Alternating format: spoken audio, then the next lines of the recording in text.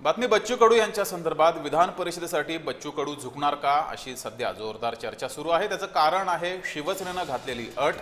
बच्चू कडू यांना विधान परिषद हवी असेल तर त्यांनी पक्ष हा शिवसेनेमध्ये विलीन करावा अशी शिवसेनेनं अट घातलेली आहे, अशी सूत्रांनी जय महाराष्ट्राला माहिती दिलेली आहे। त्यामुळे आता नेमकी बच्चू कडू यांची भूमिका काय असणार याकडे साऱ्यांचं लक्ष आहे। बच्चू कडूंना शिवसेना विधान परिषदेवर संधी देण्याची शक्यता आहे, मात्र त्यासाठी शिवसेनेकडून बच्चू कडू यांना अट घालण्यात आली आहे।